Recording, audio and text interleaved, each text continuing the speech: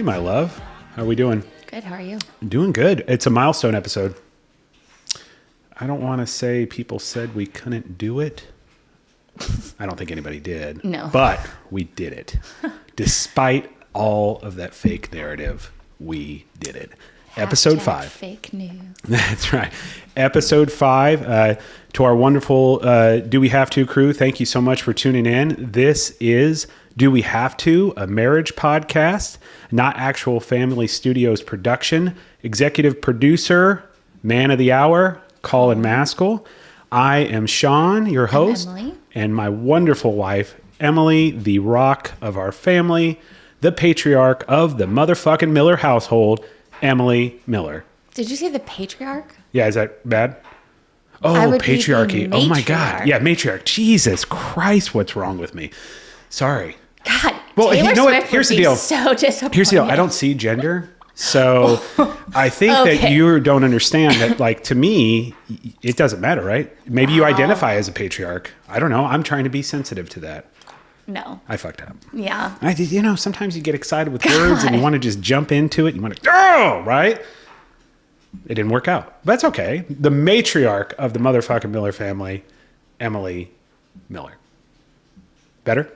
Sure. And we're not going to edit it because we don't have the funds for that. So No.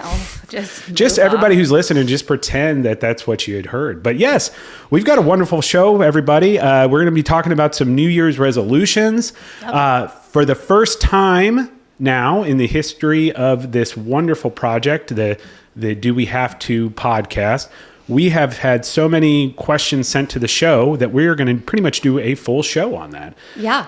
So that is awesome and exciting. We've got a couple. Of course, we want to make sure that we are giving, the best answers possible, being as thorough as possible, talking through these things and kind of bouncing off Emily and I's experiences and all that sort of stuff. So a few questions an episode is kind of what we're looking at, but we'll continue to, as the questions come in, if we have to do 1,000 episodes to get through all of them, we'll do a fucking 1,000 episodes. Yep. That's And a guarantee. just reminder, we are not experts. Oh, that's great. Yeah, that's probably the best time to do this, right? Neither one of us are licensed psychologists or... We have no training other than I was a Therapists. psychology minor, which I think about me too. 3/4 of I kinda the forgot all American that. population that get duped into going to college thinking you'd have a long-term viable Yeah. career and then find yourself in the wallows of the economy as it is. I was a psychology minor as well. Sidebar. Yeah, well, you got to be real. Be real with the audience. That's what But they want. That's what they deserve. We are just giving our opinion and what we would do in that situation. We are not giving any legal, medical, professional, Unless you think it whatever is. advice you think we're giving. It is just too... If it would be random harmful to people us, from Kansas then City. we disclaim all of it. If it helped you, then yes, legally, we helped you.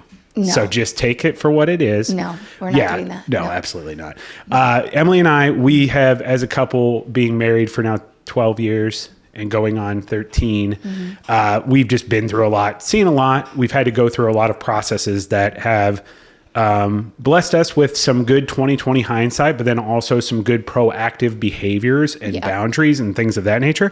And when we were talking about starting this project, one of our big things was wanting to give that back and then hopefully help people. And it doesn't have to be just people that are married, anybody, relationship questions, just general questions, anything we can do to provide any type of experience where we're not an expert on it, but if it helps you make a better decision or if it helps you avoid a terrible decision, which we will provide you with both, then that's what the fuck we're here for. And that's why we want to help.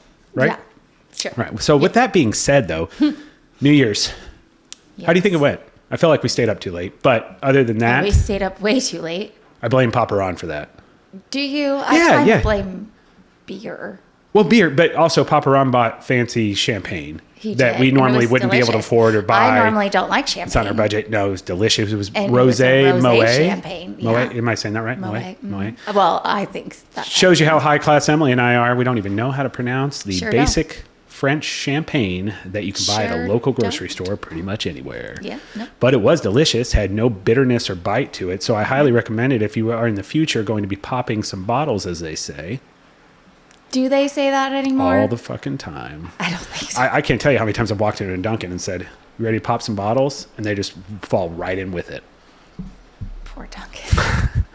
But no, with that being said, though, Rosé Moet, delicious beverage. Yeah. So besides that, besides staying up too late and being slightly hungover, but having to act like I'm not hungover. I was not hungover. Yeah, you were fine because you're a responsible adult. Yeah. Otherwise, Self-control. New Year's, you feel like you're on a good track for the wonderful start of 2025? Yeah, I already read a book, so I'm one book did? down. Yeah. Will you pick her up? So let's just start with an interruption of the show. Fuck it. Normally we wait till about halfway through the show when we're actually in a good rhythm. Fucking let's just get interrupted right now off the bat.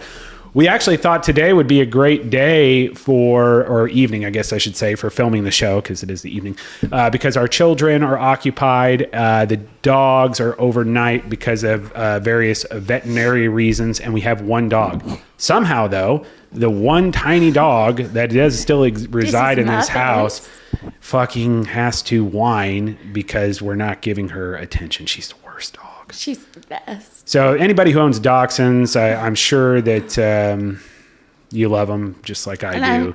You know what's happening if you own a dachshund. Like, you know that she's going to be... They're like, if they were a human being, they'd be like the worst human being. Like this narcissistic, like it's all about me. I take no accountability for anything. Just give me attention. Me,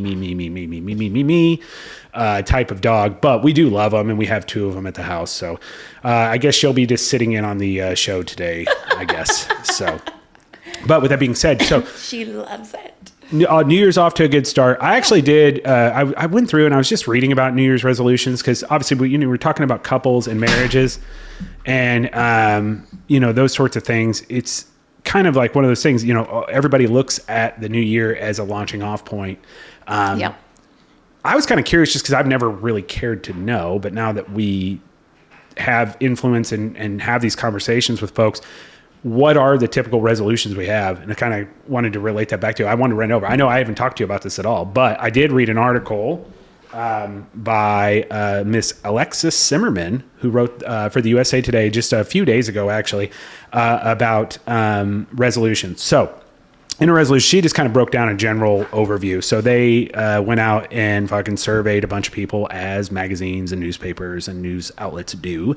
And they found that 3 out of every 5 people, so it's roughly, a little close to, I think it was a little bit under 60%, but it's like 2 point some odd people. So 3 people out of every 5 in the U.S. stated that they have a New Year's resolution. So roughly 60% of folks in the U.S. have some sort of goal that they have attributed to the start of the new year, right?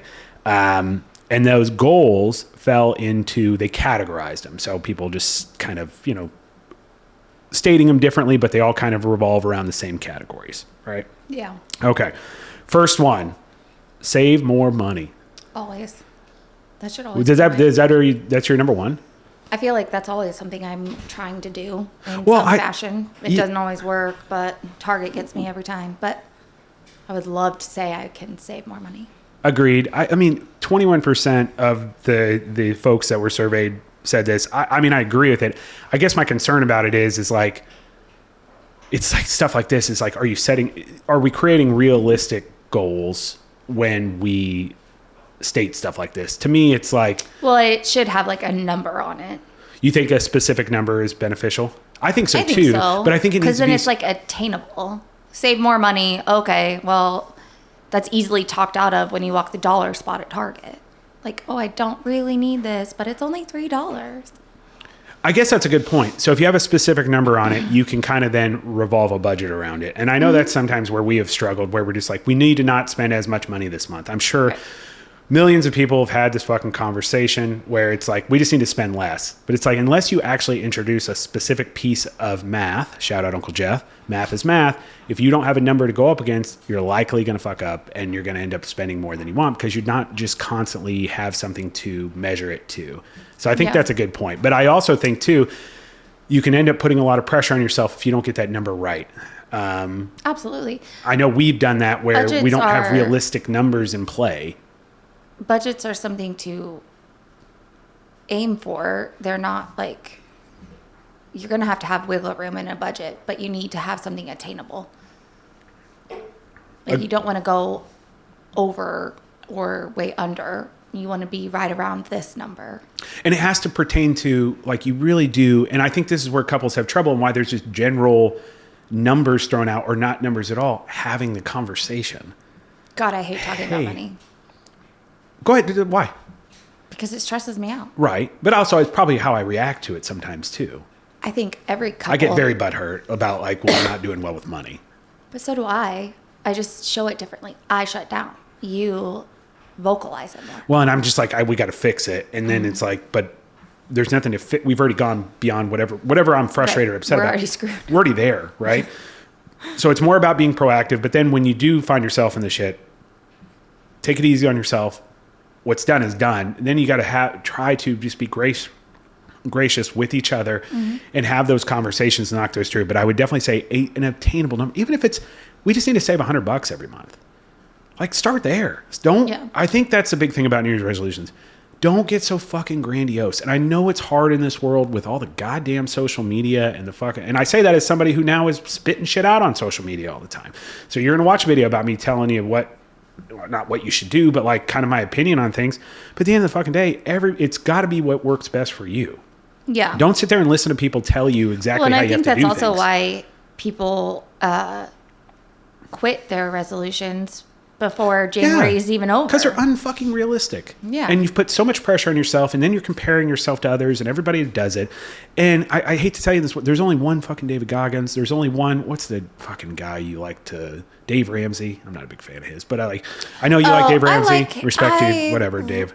But I like some of his stuff, but I like the debt snowball don't. Methodology. I think that is very useful. I just don't vibe on him that much. But I mean, it seems like a great guy, wants to help. That's great.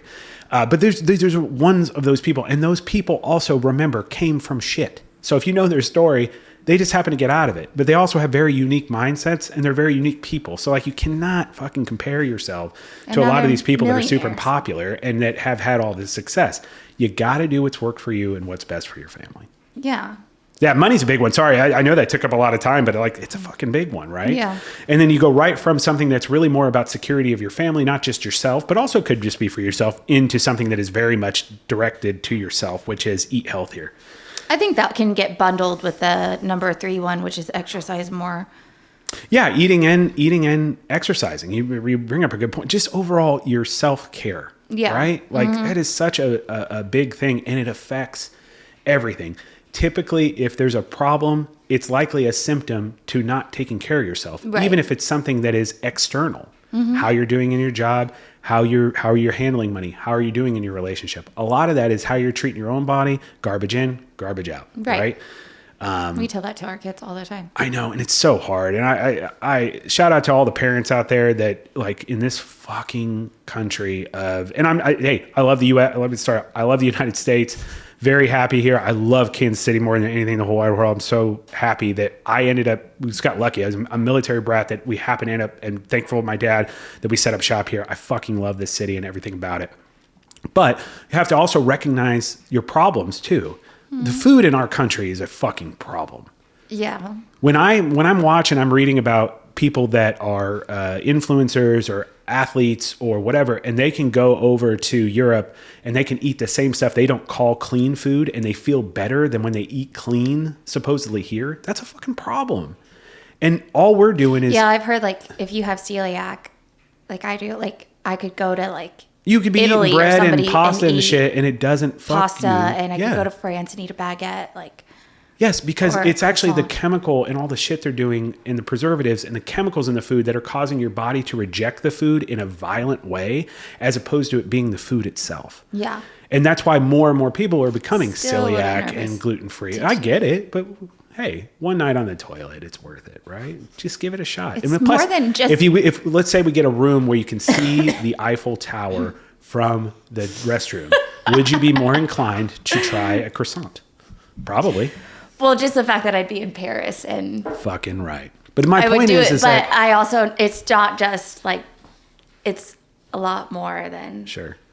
We're getting off on a tangent here, and I don't mean to do that. But let me just say, the fact is that the most driven companies to addict people, which were tobacco companies back, in the early 1900s, as my kids like to say, also bought food companies, and guess what the fuck they're doing now? Those same people own the Nabiscos and all that shit. Look it up. Fact check it. It is true. They're doing the same goddamn thing. It's just a wider way to get people addicted to the food and crave it all the time. And it fucks our kids' physiology up, you know? And that's why it is a struggle constantly. And then that relates to struggles with your mental health and then struggles with your confidence and how that affects even being able to have a relationship when you can't even begin to take care of yourself because you're kind of in a losing pattern before you even start is, you know, you wonder, it's no wonder why a lot of people are in the situations they're in, including ourselves, because we've been there and we still have to deal with that food. I ate junk all the time. I ate Cheez-Its last night. I can't give them up. I miss Cheez-Its. They're extra toasted Cheez-Its too. Shout out to Cheez-Its. Jesus Christ, you put out a hell of a product.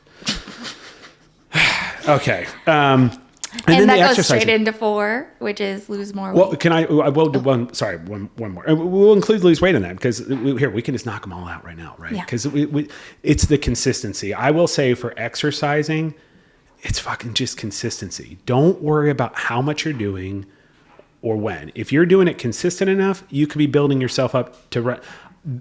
Right after we got our surgery, I was walking for 100 yards and I jogged for 10 seconds. I can run. When I run 8 to 9 miles. And I am not fast. I'm not fast. I'm not I was an athlete in high school. I'm not a trained athlete by any means. So that means anybody can fucking do it. It's just a matter of staying consistent. And even I have my lows. So I'm telling you this right now. I'm going on a week and a half now because of all the stuff we're getting ready to go through in our family. And we had a huge fucking snowstorm just fly through here. Now I'm a week and a half where I haven't worked out in a long time and I'm not feeling great about that. So like totally understand that, but you can start anywhere. If you're consistent, you're going to build and then prepare to have lulls and get fucking back at it. And if you do that, you're going to be fine. Well, what do you find like as far as exercise? Because I know that's something that you struggle with. I have like this insane warriors mentality about it. I really struggle with working out. I tend to focus more on the eating than this workout part, like eating healthy and being very aware of what I put in my body and all I'm that opposite stuff. But I know like I need to work out and it's like I have a procedure coming up and being told that I can't do anything for 6 to 8 weeks afterwards almost makes me want to work out more. Like the fact that somebody tells me that I can't makes me want to do it kind of thing. You can do anything you set your fucking mind to. And so, but I also go through these phases where when I start, I become slightly obsessed with it and kind of like you burn yourself out, really is what you do. It. Yeah.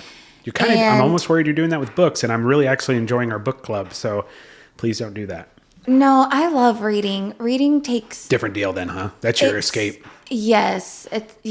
Like it's... Your woosah. Sure. Woosah. Okay. I just, with working out, I have to have like so much in place. Like I really can't have the kids around when I work out. You can do it with or without the kids. I need my music. I need my clothes. I need my environment. Like I love the Peloton bike, like love it. Yeah. And I love the row, but if the kids are there and I get distracted, like I get frustrated because I can't give 100% because the kids are inside the house killing each other or throwing a fit, or I've got to make dinner, or I've got to get to practice, or I've got to do this appointment or something. Like there's always 1,000 other things. There's a lot of excuses that you can latch onto to prevent you from doing it. I do it myself. Yeah. The fucking weather, easily, no problem. Because I don't like running inside in circles. I hate it. And so if something's not right or if something's off, it'll fuck me up a little bit. And then you have to kind of pass that through. Yeah. I let all the like external stuff get to me. Sure. There is a benefit though. And I will tell you this. And I again, fact check me on this. There is a part of your brain that they've now associated with when you do something you don't want to do. You get up and you fucking do the laundry. You get up, you take your kids to school begrudgingly. All those things that we have to do, what we call adulting, #adulting, right? Yeah. Those things, when you're doing all those things, including taking care of yourself, and you've just told your brain, I don't give a fuck how I feel. I don't give a fuck about what's going on. I'm going to do it. That part of your brain, and I'm sorry I don't have it on me because it just popped in my head, grows. And when that grows, they actually associate that with the will to live. So essentially people, and why I say that is, it's not because they scientifically exactly mapped that out, but what they found is that people that live longer, that portion of their brain's bigger. And they believe that that portion of the brain gets bigger by doing things where your mind instinctually is telling you, hey, path of least resistance, don't do it. And you're saying, fuck off. I want to be the best I can be. Yeah. So if that gives you a little motivation. I heard, well, I didn't hear it. I read an article about Jimmy Carter. That motherfucker. Rest in peace, Jimmy. And somebody asked him like Badass how man. he and his wife have lived such a long, healthy life. And he's like, well, every time she got mad at me or something, like I don't have the quote. So this is just what I remember from the article. It was like every time she got mad at me or if we got in a fight, I would run 5 miles. And so he was like, I've ran 5 miles every day for the last. I was going to say, yeah. Like 70 some years, like however long were they married or whatever. And they were like, well, then how did she do it? And he's like, well, she followed me to make sure I did it. So like they, like they worked out together. But anyways, so just random. I will say, just out of curiosity, is there something I can do better to help with that? So, and I think that's probably a question any husband or wife should ask, right? Like you have these goals. How can I help? Right? Shout out to Uncle Will. How can I help make it better? Right? I need to just make sure I plan it in my day and like have 0 distraction and 0 interruption. And I just need to make it a non-negotiable for myself. Sure. I don't really know that it's. So you need me to run the ship. So you make sure you take care of things so you can take care of yourself, self-care. And I think that's reasonable. Yeah. Like I try to do it if I'm doing it you're while the taking a kids nap or you're are doing home or something for something, yourself. Yeah. then I need to make sure like nobody comes in the garage for 45 minutes. Like don't even think about it. Not even for a water. Like yeah, I get it. Well, and I'm gonna get a lot of practices because with your surgery coming up and you being on the mend, basically it's gonna be dad's in charge. So besides Hunger Games style to see who gets tucked into bed first, who can make the best prison shank, I'll add in, working on structure for, of course, the kids, not going out and making sure we give you your appropriate time. So prison shank also, I believe Jason Kelsey calls it a spork. So you can look that up. Yeah, I'm sure. You never heard the story about him stabbing a kid when he was in grade school with a spork? And his dad, like, why the fuck would you let little kids play with sporks? Like the response from Mr. Kelsey, shout out to Big Ed. They have sporks because it's a 2-in-1. No, I know that, but I'm just saying he's like they were playing with it. I think is what the thing was, and he's in the most classic like '90s dad fucking response. Like, why the fuck are you letting him play around with something like that? Just let him eat lunch with it and get rid of it, right? Pretty funny. Yeah. But anyway, so I'll work on that. I appreciate that. Yeah, you're welcome. Spend more time with family and friends. I think that should be everybody's priority. I think so too. But the biggest reason why is because that's the most important thing we'll do with our time. Like. And I think that's probably we don't keep that in the forefront of our mind enough, guys. That is the only time that really matters. Like, unless you are just insanely passionate about your job and you're doing Jesus's work or whatever. When I say Jesus, sorry if that came off overly religious. That's not what I mean by that. But I mean, like, if you're saving people, like if you're you know what I mean. You're doing something where that is all you are. I totally get that. But outside of that. The most important time you're going to have and the time you're going to remember, I think, when we're dying, and as previous episodes, I think about that every so often, you're going to be thinking about the time you spent with your loved ones and your friends. I do think we do a good job with that. Mm-hmm. I'm pretty psyched about it. But I think that is one thing, though, most people regret. I really do. I see it all the time. I see people interview about it. I see people when they're older. They're not talking about they wish they would have worked harder. They're talking about they wish they would have spent time more with the people that mattered. Yeah. So totally get that. And then the last one's quit smoking. Honestly, I was quit surprised. Fucking smoking, everybody. I was Jesus surprised Christ. that was even on here. I mean, you can smoke, just like, but why? Don't smoke like my, I've had family members that smoke like goddamn chimney. Just don't do that. Moderation. I think that's probably the overall biggest message, right? No. Moderation on how you're spending your money. Moderation on, the amount of bad food you eat. It's fucking moderation. Just being cognizant of how much you're doing and taking and trying to be the best human being you can be. If you're trying to do that, smoke at all. Well, I guess I've smoked a cigar while I've drank before. I've never smoked a cigarette or anything like that, and even then I was just like a one-time deal. I mean, it's fine. It's not shitting on somebody who smokes. It's just don't smoke to the point where you're wearing out your fucking, like, you can quit smoking, or is it some sort of more of moderation type of extracurricular activity? Because I sit here and I drink beer on the show. So like Garage Beer, by the way, shout out to Garage Beer at Drink Garage Beer. I drink coffee. And they do not support the show in any way ever so often. I just really enjoy it. So it is the beer of the show. But, you know, with that being said, it's just one of those things, like, just don't way overindulge. And I think that's a good start. So if that's if I were going to give anybody your New Year's resolution advice, consistency and lack of overindulgence. Try to stick with that. Don't give yourself these fucking specific things. You know what I mean? So with that being said, I don't know. I don't know much more to say on that. But New Year's resolutions, it's an important time, and it can be a really, really important tool. It could be one of those things that really, really sets you off in the right direction, but you have to do it the right way, and you have to have realistic, obtainable resolutions and goals. Yeah. So with that being said, I guess it's time we move into Do We Have to Talk About It, which is steadily becoming my favorite segment of the show. And now we're getting a lot of response and a lot of support on that. So thank you, everybody, for that. We have people now listening all over the world. We have Russia, Singapore,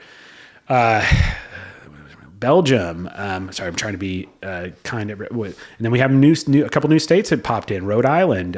We had Washington and a couple others. So really appreciate everybody listening. Thank you. Keep sending in your comments and questions and those sorts of things. We've gotten a variety of that. We're going to continue to incorporate that in the show. And it sounds like it's going to be really the staple of the show, which is great. That's what you want. That's what we're going to give you. Well, right? This is a marriage podcast, so.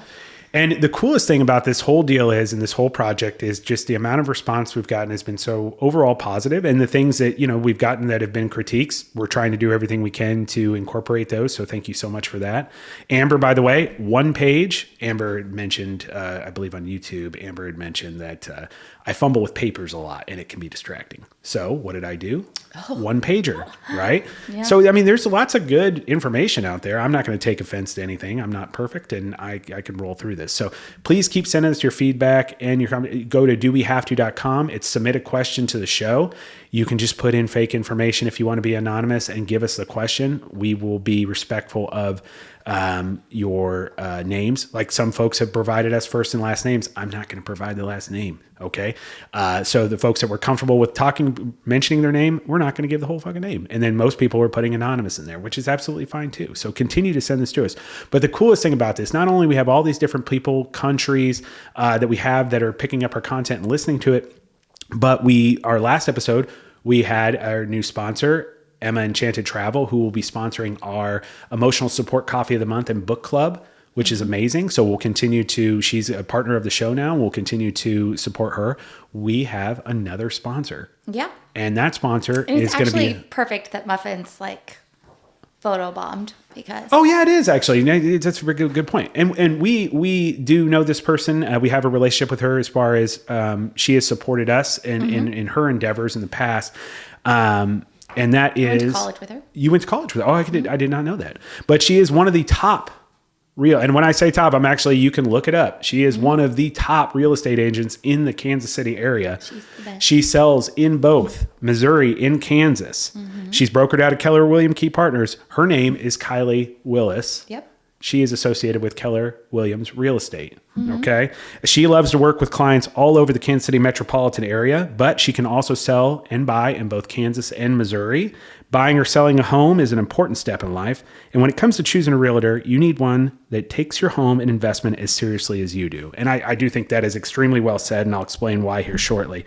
Combining over her 15 years of sales, marketing experience, dedication to her clients, fun personality, and outstanding customer service skills with Keller Williams' state-of-the-art technology and support, Kylie provides a one-stop, customizable shop for all your real estate needs and commitment to your 100% satisfaction from start to finish. A portion of all of her sales transactions as well goes to animal rescue charities. Specifically this year in 2025, she is supporting KC Pet Project. Yeah. Which we've worked with KC Pet Project. And when I say work, we've been a customer of KC Pet Project before. Yeah. And that is awesome. They pretty much actually now are responsible for a majority of all the animal services over the entire metropolitan area. So it's a huge endeavor, and having people like Kylie that support that is a really important deal. Yeah. And she normally, if you work with her, you'll probably meet at least one of her dogs, but more than likely it'll be Ashley. who is the sweetest little dog in the whole world. Sure. Yeah. Well, and I can say this, I can read these things off to you, right? You get these scripts you read off for advertisements, but there's nothing like having firsthand experience with somebody. Yeah. And I can tell you, if you use Kylie as your real estate agent, especially in the market where it's coming now, this is supposed to be an up year. So highly recommend you're looking in, if that's something that is been on your mind, of something you're looking of interest into, buying or selling a home, it's the time to do it. And you want the best fucking human being possible that is going to have empathy and look out for you. Yeah. Kylie has sold us 2 homes. She has sold one of our homes. She has sold my father's home when he was in the middle of a really bad health crisis. And we were dealing with a lot of stuff and really could not put a ton of time and effort into what we were doing. Yeah. And she adapted all of her practices and how she approaches the job based on what we were going through. Yeah. And how she handled people that were trying to buy us. Yeah, she worked with your parents to buy their home. We we just have a ton of investment in Kylie, but we have a ton of investment with her because she has been successful in everything we have ever had to come across when it comes to real estate. Yeah, and the reason she was my mentor when I was in real estate. Like I've loved working with her professionally and personally. I've never had a stressful time in selling or buying the home with her, which I think is very uncommon. I don't have that perspective, but listening to everybody else deal with real estate issues and or just selling and buying real estate, it's a stressful fucking process. I haven't had that with her. Yeah. And if you are going to have it though, you need to have somebody that's going to have your fucking back. And I 100% can tell you that I believe that that's Kylie. Yeah. Yeah. So thank you, Kylie, so much for being a sponsor to the show. We look forward to having you as a sponsor for the Do We Have to Talk About It segment for years to come. So with that being said, our first wonderful, wonderful question. This is from Bev in Rhode Island, which is why I mentioned Rhode Island earlier, right? So Bev in Rhode Island, I'm going to do my best. I'm going to let you respond to this first. I'm going to try not to get hot about this when I'm talking about it. Okay. Okay. I don't know which ones you chose. So I try not to I grab them and I try to put them in our segments for our show, and I try not to think about them too much. This one, I knew I was going to have to take a moment. Okay. So just bear with me. Just got out of a relationship and could use some advice. My boyfriend broke up with me and told me the reason was due to my weight. He said he wasn't attracted to me or in love with me anymore. If I were to lose weight, what do you think what I could do if I were to lose weight, do you think I could mend the relationship? Or should I stay away given why you broke up with me? Love your show. Thank you for saying I love your show, by the way, Bev. Stay away from him. That's bullshit. Go ahead. No, give that perspective, because we've both been much bigger in our lives, a couple hundred pounds heavier. We've been through the dating process of being bigger. And while it's never been given to me that's a specific reason of why somebody's broken up with me, though physical attraction always plays into the longevity of a relationship. And I'll take my responsibility in the sense I wasn't always taking care of myself the best way. But at the same time, too, basing those things on just looks is an issue. But go right ahead. Okay. So I have been a lot bigger than I am now. By like 165 pounds. Gonna need another one for this. I have been in relationships where my weight has been a problem. But they weren't like anything great either. Those relationships ended for other reasons. They never blatantly came out and said that it was because of my weight, but I could tell that it was an issue because like physical stuff. You felt that. You got the sense of that. Okay. Yeah. But like they were withdrawing or just not wanting to be physical with you during those relationships. I don't like talking about other people fucking you, but I was not. Well, I mean, it's alluded. Was it? I mean, I'll talk about it because it's part of your life, but it's they don't want to go out in public with you. They don't want to like really. They don't want to like show you off. Like you're just kind of like kept. Really. Secret kind of. Okay, I know, I believe it. I guess I've just never had that mindset. Even if I was losing attraction to somebody, I wouldn't feel that way. Like you're not the arm candy. You're not the trophy. Who the fuck looks at it that way? And so, I mean, there was that. And then you think there's people that are like dating you because they're like, I like the status she gives me by having her on my arm while I'm out? I guess. I mean, okay, maybe I'm just naive. And like they don't want to be seen with somebody that's not considered super pretty. And plus, I was always told when I was younger and bigger that I would be so much prettier if I had lost weight. And I had such a pretty face, but I would be prettier if I lost weight. That's your family saying that, right? I assume. Some of them. Well, I don't know. I just, yeah. But saying that all that stuff comes, you get that pressure. It isn't just like it's an external thing. A lot of times it's your home base too. And yeah. That's not a disrespect to anybody who may have said it. It's just that mindset where people are like, I don't understand why they're so focused on their body. It's fucking everywhere. It's in magazines, TV shows, commercials, movies. Right. But we're in a shift. Like we are in a cultural shift. But another part to it is I've also gotten jobs because of my weight. And I've gotten let go of jobs because of my weight.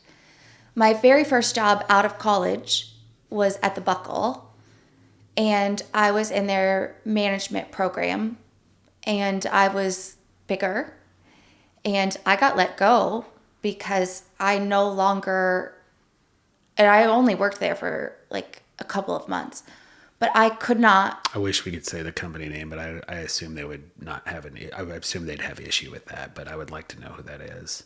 I mean, I think I know who it is. I just can't remember. I know you've worked for several, so.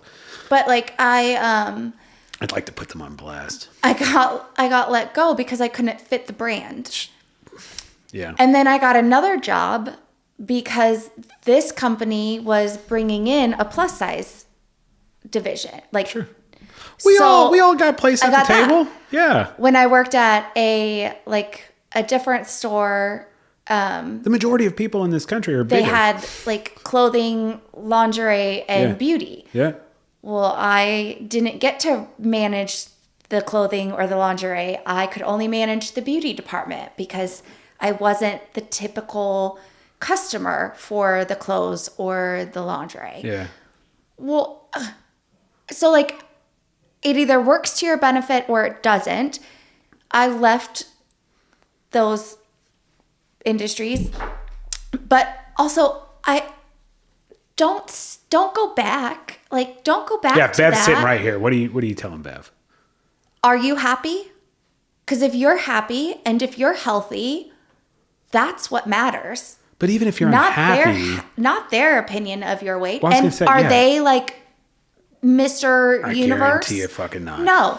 Do they work out 15 hours a day and have muscles out to wherever? Are they going out and No. killing it and just improving themselves by 1,000%? Fucking probably doubt it. No. Especially if they're doing the shit that they're doing, because if you were improving yourself to the highest level, you would know it is not fucking okay.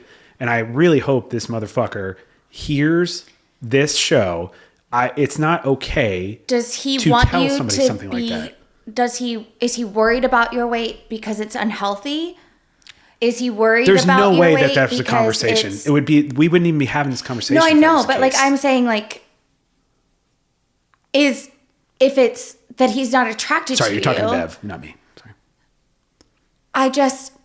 It just makes me mad, and it makes me feel for her in a lot of ways because I've been there, and I've had to learn to love myself, and I've had to learn to be with somebody that makes me want to be better. Before we had our surgery, it became about your health. And then going through the process for you, I realized I didn't think I had a problem until we met with the doctor. And then, I don't know, I took like an outside look at it. Our surgery would never have been successful if we did it individually. If we did not do this together as a couple, yeah, making the decision that we failed. were going to support each other as was a couple. I still attracted to you when you were bigger? Absolutely. Am I attracted to you now? Yes. Would it change if you were to go back to who you were? No. Would I be I feel worried? like it would. Would I be worried for your health? Yes. But I wasn't my best self when I was 375 I wasn't my pounds. best self either. But that's what I'm saying. If the only reason he's breaking up with you is because of your weight, that's not good enough. What is he doing? What is he? And like I said, he's not worried about Bev. He's not worried about your health. So like, no, if he was truly worried about your weight, he'd still be there. He would be with you and he would be supporting you and he'd be like, hey, let's go work out together. Let's go to cooking class and see how to make like freezer meals that are healthy. Let's go for a walk in the evening after dinner. Let's instead of going to dinner and a movie for a date, let's go and do like how we have that rock climbing place here in Casey that we both see, but I still feel like that's where you're kind of putting something. a lot of pressure still, like, hey, it's about your weight. You're there for it. You just need to be there for them. Because does she even recognize it as a problem? That's what I'm saying. Or does she only recognize it as a problem because he brought it up? Exactly. Because if you're happy with who you are. If you're positive with your body and you feel healthy, and fuck that motherfucker. There's somebody else out there who will love you and appreciate you for who you are. Exactly. Like, it just doesn't need... It should never be the one and only reason.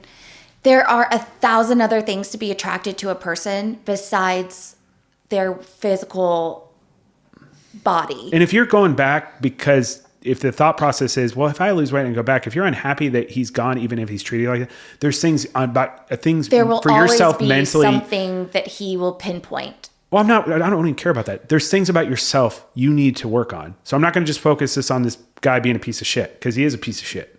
So let's just leave that there. The reason you're even thinking about going back is how you value yourself. And I've fucking been there. I have made excuses for people, and I'm sure they've done the same thing. I'm not shitting on anybody I've dated. But I'm saying you make excuses for people, and it's because of how you value yourself. At least that's what it was for me. Right. Going through the counseling process and figuring that out, I didn't feel like I had the value to say, fuck you, I deserve better. Right. You deserve better. So if you don't feel that way, it's not about figuring out how to lose weight to get back with this guy. No. It's about you need to work on yourself to where you don't even have that perspective and you're moving forward and you're making yourself the best you can be. Right. If you feel like you need to lose weight, do it for you, not for anybody else. Because the only way you're going to be successful is when you do it for yourself. Yeah, completely agree. Not when you do it for somebody else. Yeah, agreed. I just, we have 2 daughters. And I tell you what, Bev, whoever Bev's former boyfriend is, don't come to Kansas City. Absolutely and not. Let me know that you fucking said those things. I don't care. I'll fuck you up. I swear to God, if one of our girls come home and says something like that, I will scorch earth that motherfucker. This is going to be used for legal purposes in the future. He's been missing for 10 days now, and we did look at episode 5. Oh yeah, that was a milestone episode. Yeah, we looked at episode 5, and you did say "scorch earth, motherfucker" about these guys. Yeah, but no, Bev, thank you so much for the question, and good luck on your journey. Please keep them coming in. Let us know how you're doing. We wish you the best, and we are here to support you. We will cheerlead you in whatever. Don't go back to that motherfucker, though, Bev. Please healthy. Don't go back to that guy. Focus on yourself. Slow down with the MFs. Sorry. Lord. I'm sorry. I get fired up, and that's just what comes out. Goodness. Look into my father's eyes, Eric Clapton. No. So, okay. No. Good luck to you, Bev. Absolutely. Thanks you for Bev. the question. Sorry we got a little Keep them coming, sweetheart. We love you. Good luck. Good luck to you. I love all of our people that listen to the show. Sorry if you don't. See, maybe we need to have... Maybe there'll be questions coming in about Emily being emotionally withholding. I am. Okay, next question. This is an anonymous one, so they did not share their name with us, and but it's a question for sure. We're gonna have to dive into this one. Love the show, but not married. Let's start out there. You don't have to fucking be married. I know it's a marriage podcast. It's a marriage podcast. It's coming from the perspective of a married couple. If I haven't done a good job making sure that this show is inclusive to anybody, because whether you're single and completely by yourself, you're single and a dog owner, you're married, your partners, your same-sex marriage, your opposite-sex marriage, your gender-fluid marriage, whatever the fuck it is, you're all welcome in this show. All political views, walks and points of life, all those sorts of things. Pedophiles not welcome. So with that being said, anybody feel free that's listening to this show, fucking call in. We're not doing call-ins yet. Sorry. Message. Jesus Christ, that technology. We can't even get that now. Message into the show and give us your stuff. It doesn't matter whatever it is. And please, hey, if you're coming to the Kansas City area, let us know what you're doing. We'll help give you... Probably won't hang out with you, but we'll give you information on the show. Sorry, I didn't mean to open it up that way, but you know what I mean. I'll give you information on what the best things to do in Kansas, like anything you guys could possibly think of. throw it to us. We don't really get out much. So anybody just feel free. We know a lot about coffee, and we are starting to know more about books. So, Well, speak for yourself. You're learning about books. Sure. I know a lot. All right. So love the show, but not married, and that's absolutely fine.